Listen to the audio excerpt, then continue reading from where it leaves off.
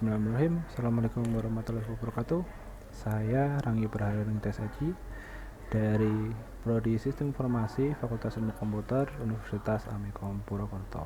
Pada kesempatan kali ini saya akan menjelaskan tentang rencana pembelajaran semester dari mata kuliah Keamanan Sistem Informasi pada Prodi Sistem Informasi Universitas Amikom Purwokerto.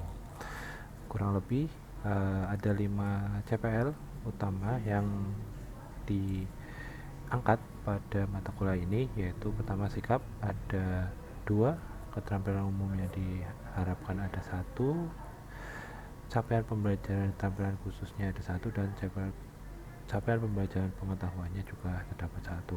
Dengan capaian pembelajaran mata kuliah atau CPMK-nya adalah menciptakan mahasiswa mampu menciptakan rancangan keamanan dan kebijakan pengamanan sistem informasi untuk menjaga keamanan sistem informasi tersebut, sehingga kurang lebih seperti itu capaian yang diharapkan dari mata kuliah ini. Untuk materinya sendiri terdapat beberapa hal. Yang pertama adalah ancaman, yang mana membahas tentang hal-hal yang berkaitan dengan ancaman dari sistem informasi. Berikutnya ada kebijakan dalam keamanan sistem informasi, yang mana arahnya adalah mengenai kebijakan pada sistem informasi itu seperti apa sih, dan bagaimana caranya kita membuat kebijakan tersebut. Berikutnya adalah kita ingin membahas tentang alasan mengapa pengamanan sistem informasi itu penting.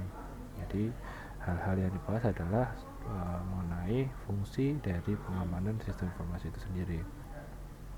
Dilanjutkan dengan resiko, lalu yang mana resiko tersebut arahnya adalah untuk mengetahui bagaimana sistem informasi perlu diamankan berbasis resiko yang didapatkan. Sedangkan untuk pada minggu ke-5, 6, dan 7 itu lebih kepada faktor-faktor yang menjadi yang dapat mempengaruhi keamanan sistem informasi itu sendiri, yaitu personality. Dalam hal ini yang dibahas adalah tanggung jawab masing-masing personal pemilik sistem informasi. Lalu ada pengamanan fisik dan pengamanan logik, yang mana arahnya adalah pembahasannya mengenai pengamanan fisik dari sistem informasi dan logik dari sistem informasi itu sendiri. Di pertemuan minggu ke-8 akan dilaksanakan ujian tengah semester, yang mana mengambil dari materi dari minggu bersama sampai minggu ke-7. Di minggu berikutnya, pada pertemuan minggu ke-9 akan dibahas, setelah UTS dibahas beberapa hal. Yang pertama adalah kontrol PC, yang membahas tentang teknis dari kontrol pada personel komputer. Lalu pada pertemuan 10 fokusnya adalah kepada keamanan jaringan. Jadi bagaimana caranya kita mengamankan jaringan komputer yang kita miliki. Selanjutnya adalah prosedur perubahan, yang mana kita akan membahas hal-hal yang perlu dikerjakan saat melakukan perubahan pada sistem informasi. Berikutnya materinya adalah pengembangan sistem informasi, yang mana yang kita bahas adalah teknis-teknis atau hal-hal yang perlu dilakukan saat melakukan pengembangan pada sistem informasi. Dan yang terakhir pada minggu ke-15 materi terakhirnya adalah DRP, yang mana harapannya mahasiswa dapat melakukan perancangan disaster recovery plan sebagai penunjang dari sistem informasi. Dan pada minggu ke-16 akan dilaksanakan ujian akhir semester, yang mana materinya diambil dari materi minggu ke-9 hingga minggu ke-15. Adapun beberapa sumber yang bisa dijadikan referensi materi belajar antara lain sebagai berikut, dan itu adalah kurang lebih rancangan atau RPS dari mata kuliah keamanan sistem informasi untuk prodi sistem informasi Universitas Amikom Purwokerto yang saya ajar. Demikian, assalamualaikum warahmatullahi wabarakatuh, dan kita akan berlanjut kepada sisi paparan materi. Terima kasih. Ini masuk ke pertemuan 10, di keamanan sistem informasi, yaitu materinya prosedur perubahan sistem informasi. Artinya ini kurang lebih akan relate dengan kegiatan atau apapun yang berhubungan dengan perubahan di sebuah sistem informasi. Untuk capaian pembelajarannya sendiri yang diharapkan setelah materi ini selesai saya sampaikan adalah yaitu kalian para mahasiswa dapat merancang prosedur perubahan sistem informasi yang tepat. Jadi tidak hanya perancangan atau perubahannya itu berjalan saja gitu ya, namun tepat dan aman karena sesuai dengan apa yang ingin dicapai pada mata kuliah ini. Intinya seperti itu ya, keamanan sistem informasi. Maka perubahan-perubahan yang terjadi pun, baik itu fungsional ataupun hanya sekedar tampilan atau merubah detail kecil seperti itu ya, itu tetap aman untuk sistem informasi tersebut. Berikutnya untuk materinya sendiri adalah mengapa perubahan itu perlu prosedur. Jadi masih banyak perubahan-perubahan yang terjadi pada sistem informasi yang tidak sesuai dengan prosedur yang harusnya dilaksanakan. Jadi bukannya tidak sesuai prosedur yang baku atau seperti apa, sudah, tapi secara alurnya itu kurang tepat sehingga efeknya itu bisa nanti memberikan ancaman juga pada sistem informasinya. Dan kalau sudah sistem informasinya terancam, maka secara otomatis juga mengancam organisasinya. Berikutnya adalah prinsip-prinsip pengontrolan pada saat melakukan perubahan pada sistem informasi. Itu nanti ada beberapa hal yang perlu sekali teman-teman perhatikan dan harapannya nanti diimplementasikan juga saat melakukan perubahan yang akan dilaksanakan seperti itu. Oke, yang pertama adalah kenapa atau mengapa prosedur perubahan itu pada suatu program, aplikasi ataupun sistem informasi perlu dilakukan. Yang pertama jelas karena bisnis gitu ya, karena pasti bisnis itu bergerak dalam lingkungan yang dinamis, jadi nggak mungkin akan seperti itu saja. Dan juga adanya update-update dari teknologinya itu sendiri, sehingga oh ternyata yang tadinya mungkin update-nya fitur 1 dan fitur 2 itu dipisah, untuk beberapa update nanti jadinya digabung atau bahkan menjadi ada di 3 tempat misalnya seperti itu. Berikutnya ada juga kemungkinan untuk mengganti sistem lama menjadi sistem baru. Jadi kalau tadi cuma perubahan-perubahan kecil, update-update kecil, kalau yang ini mungkin bisa aja ke arah penggantian sistem lama ke sistem yang baru. Lalu alasan berikutnya kenapa perlu prosedur perubahan yang jelas dan tepat itu adalah ada syarat dan harapan baru dari pemakai yang jadi alasan kenapa sistem itu harus dirubah atau perlu untuk dirubah walaupun sistemnya sudah running gitu ya, seperti contoh kasus sekarang gitu ya. Jadi entah itu secara fungsional ataupun secara tampilan, seperti tadi saya bilang, ada hal yang usernya sendiri yang minta.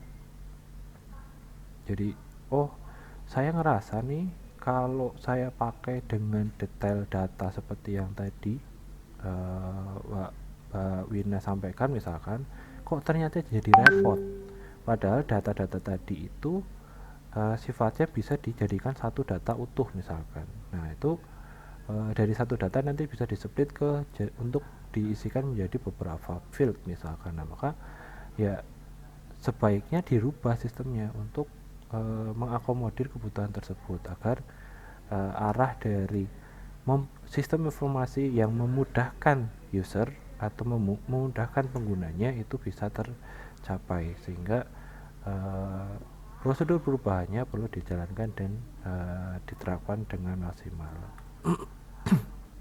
Dan yang terakhir adalah yang paling penting dari mengapa prosedur perubahan itu perlu dilakukan adalah melakukan kontrol. Jadi perubahan sekecil apapun itu meningkatkan nilai atau level dari ancaman pada sistem informasi yang kita sedang atau akan miliki. Jadi kalau misalnya perubahannya itu sudah berjalan, itu makin besar resikonya dan ancamannya terhadap organisasi.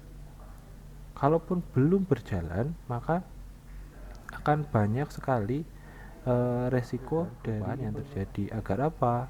Agar tim implementasi bisa langsung mengimplementasikan ke usernya, sedangkan tim yang melakukan perubahan-perubahan atau customize terhadap sistem informasinya itu dapat sesegera mungkin mendapatkan informasi yang dibutuhkan untuk perubahannya. Jadi saling tergantungan tuh nantinya teman-teman, dan keduanya saling kontrol. Artinya gak boleh tim customize mengganti sebelum tim implementasi mengizinkan, karena mereka mungkin levelnya sedang melakukan tahap pendidikan misalkan kepada usernya, belum sampai ke tahap meminta untuk dilakukan pelakuan evaluasi misalkan. Sedangkan tim customize-nya juga nanti bisa mengontrol untuk agar apa yang di custom sebelumnya harus dilakukan evaluasi terlebih dahulu oleh usernya, agar implementasinya itu dijalankan dulu, agar nggak ada perubahan A terus tiba-tiba minta perubahan yang sama di tempat yang sama dengan A tadi. Maka itu jadi kurang efektif dalam proses perubahannya, plus itu jelas meningkatkan ancaman dan resikonya, karena harus dilakukan perulangan gitu ya, pengecekan ulang, lalu perubahan ulang, padahal mungkin perubahannya enggak atau mungkin sama seperti itu. Jadi item yang masuk sama perubahannya, tapi karena tidak dikontrol ya masuk lagi, diganti lagi, padahal itu sudah dilakukan penggantiannya, misalnya seperti itu. Jadi harus ada kontrol dari dua belah pihak, antara yang melakukan implementasi dan yang melakukan controller untuk customize-nya. Nah, tujuannya sendiri agar prosedur, untuk apa sih prosedur perubahan itu kaitannya dengan prosedur keamanan. Jadi tujuan utama dari prosedur perubahan ini adalah untuk melindungi agar jelas perusahaan tidak mengalami kerugian. Itu satu. Karena apa? Karena saat melakukan customize itu sebenarnya perusahaan juga harusnya ya, secara realnya perusahaan itu harus menyiapkan dana terlebih dahulu untuk melakukan perubahan, walaupun itu minor. Dan atau jelas saat melakukan perubahan maka ada masa di mana sistem itu perlu di nonaktifkan. Nah, inilah sumber kerugian utama dari perusahaan itu sendiri. Jadi saat sistem informasinya mati, tanpa kita sadari sebenarnya kita mengalami kerugian yang cukup berarti. Misalkan walaupun ya mungkin kalau skalanya masih usahanya itu kecil, itu nggak terlalu signifikan, mati atau off sistem selama 15 sampai 1 jam itu mungkin belum terasa.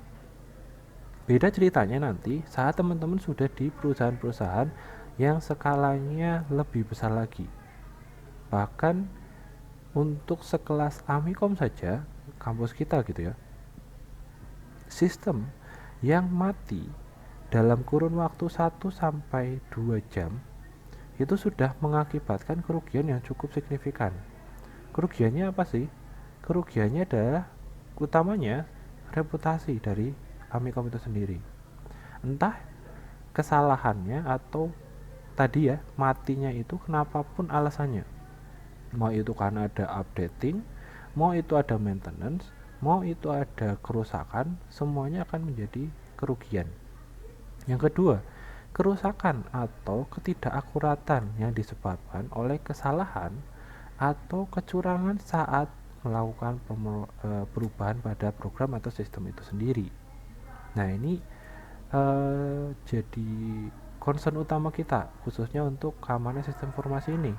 Karena kalau ruginya karena tadi cut off atau sistem mati sementara, itu jelas gitu ya, sebabnya apa kita bisa definisikan gitu ya. Tapi kalau saat terjadi perubahan, tiba-tiba hasil dari perubahannya atau output dari perubahan yang dilakukan itu malahan justru mengurangi atau merusak dari baik keakuratan data, keasliannya, atau kerahasiaannya. Jadi tiga hal yang menjadi fokus utama pada keamanan sistem informasi itu efeknya bakalan lebih luar biasa lagi ya dampaknya bagi perusahaan tersebut. Makanya nanti prinsip-prinsip yang akan nanti saya sampaikan itu perlu teman-teman perhatikan dan betul-betul dilaksanakan gitu. Minimal hal-hal tersebut dikerjakan, dan nanti tambahannya atau hal-hal lain yang perlu dilakukan setelahnya itu bisa mendukung atau meningkatkan potensi pengamanannya. Jadi jangan sampai kerugian-kerugian yang dialami baik dari saat proses perubahannya ataupun dampak dari proses perubahan itu sendiri bisa dirasakan oleh perusahaan atau konsumen dari perusahaan tersebut. Dan prinsipnya yang menjadi concern kita adalah yang pertama, semua perubahan pada sistem atau program itu harus disetujui. Pertama harus disetujui dulu dan direview oleh beberapa pihak. Pertama, pemilik sistem. Yang menjadi PR adalah saat sistem tersebut dimiliki oleh beberapa orang. Nah, di sini kita perlu dulu definisikan pemilik sistem itu. Pemilik sistem adalah orang yang bertanggung jawab dan memiliki hak penuh atas sistem tersebut.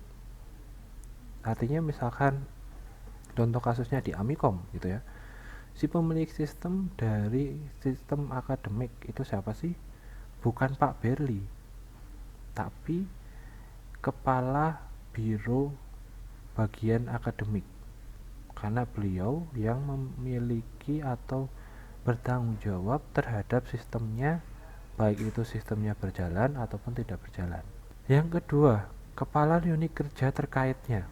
Nah, kalau tadi ternyata kepala unit kerja dan pemilik sistem adalah dua orang yang sama atau satu orang yang sama, maka kepala unit kerjanya itu dialihkan kepada orang yang menggunakan fitur dari sistem tersebut atau fitur yang dirubah tersebut. Misalkan bagian akademik punya sistem,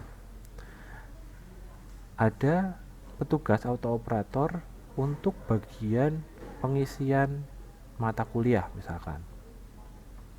Yang dirubah adalah di bagian tersebut, di bagian pengisian mata kuliah pada sistem akademik Universitas Amikom Purwokerto. Maka yang kita harus konfirmasi kedua adalah operator tersebut. Yang ketiga adalah bagian IT-nya. Nah, ini yang sering miss juga. Kepala bagian IT itu siapa? Apakah kepala IT-nya ataukah kepala di atas IT-nya? Nah, ini untuk teknisnya itu boleh saja ke bagian IT, tapi kecenderungannya biasanya IT pun dibagi ke bagian-bagian tertentu ya. Jadi kayak ada IT yang mengurusi bagian akademik, ada IT yang ngurusin bagian mungkin bagian keuangan dan lain sebagainya seperti itu ya. Nah, maka yang dimintai adalah kepala yang tertinggi, walaupun di situ mungkin sudah dibagi unitnya untuk mengawasi atau memaintain bagian-bagian tertentunya, tapi tetap yang tertinggi. Kenapa? Karena yang IT lah nanti akan kepala IT yang akan mendelegasikan. Jadi kalau di IT itu tetap tertinggi, tapi kalau pemilikan sistem, karena nanti bisa pemilik sistem adalah unit kepala dari unit kerja terkaitnya, biasanya kan seperti itu ya. Jadi sebaiknya pemilik sistem dipisahkan dengan kepala unitnya, agar nanti perubahan yang dilakukan itu sesuai dengan apa yang diharapkan, bukan sesuai dengan permintaan pemilik sistem saja, tapi betul-betul sesuai dengan pengguna dari sistem tersebut. Yang kedua, prinsip kedua atau hal yang perlu diperhatikan yang kedua adalah pengaksesan terhadap program harus dikontrol secara memadai. Nah, pengontrolan ini dari proses kedua itu harus diawasi oleh siapa sih? Harusnya di bagian IT. Jadi kerjanya yang bagian customize nanti itu harus di bawah bagian IT yang ditunjuk oleh kepala bagian IT, sehingga kontrolnya, lalu prosedurnya, hal-hal yang perlu dilakukan dan lain sebagainya itu sesuai dengan arahan dari bagian IT. Tidak asal, tidak boleh sembarangan akses dan lain sebagainya, karena aksesnya pun nanti dipisah tuh antara akses kalian melakukan antara sistem yang sedang berjalan dan sistem yang sedang akan dirubah itu dipisah gitu loh. Jadi kalian harus betul-betul tahu dan memastikan bahwa kalian tuh mengakses sistem atau program atau aplikasi yang untuk diedit, bukan yang sedang run. Itu sangat tidak diperbolehkan melakukan perubahan seperti itu. Mau tidak mau, sistem itu harus dimatikan terlebih dahulu. Karena apa? Takutnya nanti saat ada orang yang pakai terus tiba-tiba berubah, maka efeknya apa sih? Ya gagal kan ya. Si orang yang tadi sedang melakukan inputan atau melakukan proses tertentu, maka jadi stop tiba-tiba. Nah, itu bisa apa efeknya? Ya jadi pasti merusak data dan keakurasian data yang diinputkan atau mungkin yang sedang diproses itu tadi. Dan untuk hasil perubahan yang telah dirubah programnya atau aplikasinya atau sistemnya yang sudah dirubah itu harus diverifikasi ulang oleh bagian yang terkait tadi, pemilik sistem, kepala unit terkait, dan bagian IT-nya. Nah, setelah ini semua dilaksanakan, itu baru teman-teman kurang lebihnya untuk bagian customize itu selesai, ibaratnya seperti itu ya. Nah, ini adalah kurang lebih ada prinsip-prinsip yang jadi concern teman-teman nanti dan harus saya minta untuk diterapkan. Masalah template-nya atau bagaimana cara pelaporannya itu disesuaikan dengan organisasi masing-masing, karena ada organisasi yang sudah menyiapkan semuanya dari form untuk melakukan permintaan perubahan, lalu ada form lagi untuk melakukan persetujuan, ada form lagi untuk melakukan review sebelum perubahan, ada form lagi untuk pelaksanaannya, ada form lagi untuk hasil reviewnya dan hasil perubahannya. Jadi ada yang macam jenisnya tergantung dari organisasi masing-masing, dan nanti mungkin bisa kita diskusikan di sesi tanya jawabnya. Dan untuk pesannya dari materi ini adalah saat teman-teman melakukan perubahan pada organisasi, baik itu sistemnya ataupun bahkan satu organisasinya kita rubah, itu perlu dipahami dan diketahui oleh semua pihak. So, jangan malu untuk meminta perubahan pada organisasi Anda, terutama jika Anda juga menggunakan apa yang dirubah itu tadi. Oke, itu untuk materinya, dan kita masuk ke sesi tanya jawab gitu ya. Oke, silakan pertanyaan-pertanyaannya yang mungkin berkaitan dengan perubahannya atau implementasinya boleh disampaikan. Permisi Pak, Ya. izin bertanya. Terus untuk customersnya, untuk yang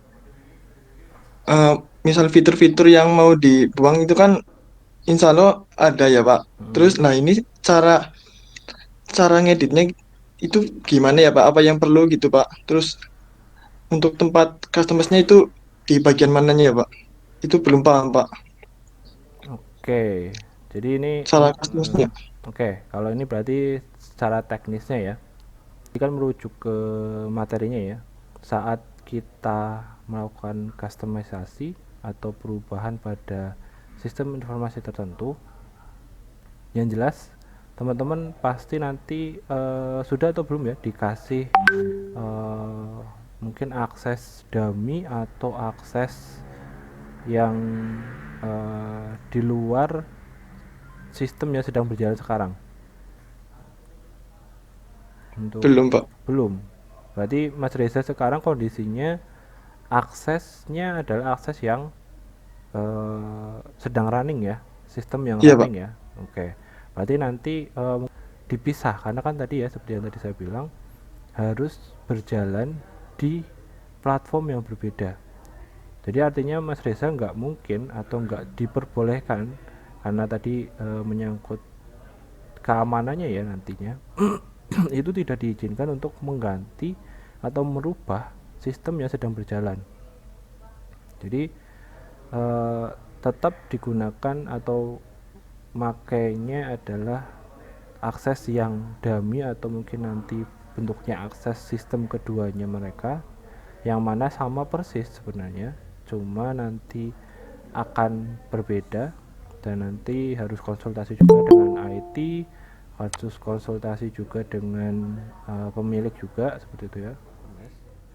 Mungkin saya ingin tahu dulu kondisi sekarang di eh, apa di objeknya kalian itu seperti apa masing-masing karena beda-beda ya untuk perubahan-perubahan yang terjadi sehingga saya ingin tahu juga kira-kira apa sih mapping perubahan yang perlu dilakukan seperti itu. Tadi kata Mbak Wina ada di Mas Willy apa ya catatannya Iya Pak. gimana?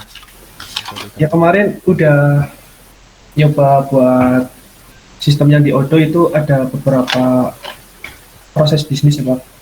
Yang pertama itu proses modul penjualan, kemudian modul pembelian, sama modul produksi untuk memproduksi produk. Berarti cukup banyak nih ya not sementara ya dari Iya, perubahan-perubahan yang ada artinya nanti tinggal Mas Willy ataupun nggak cuma Mas Willy ya semuanya aja yang eh, ada di sana berarti nanti saya minta untuk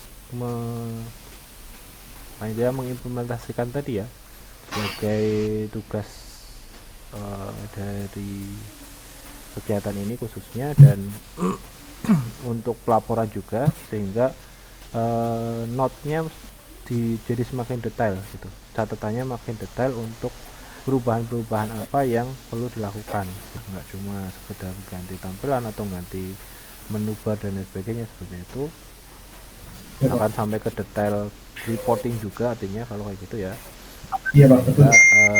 ada banyak hal dan banyak aspek yang terkait lalu dan pastikan nanti setelah selesai pun harus dikonfirm ulang bahwa teman-teman sudah melakukan perubahan seperti ini agar di kedepannya nggak terjadi hal-hal yang tidak diinginkan. Oke, terima kasih banyak dan silakan lanjutkan lagi ke aktivitas berikutnya walaupun mungkin ada yang kuliah, ada yang masih dengan tugasnya. Saya ucapkan terima kasih banyak karena sudah menyempatkan mengikuti kegiatan ini dan saya akhiri untuk kegiatan pada hari ini. Wassalamualaikum warahmatullahi wabarakatuh.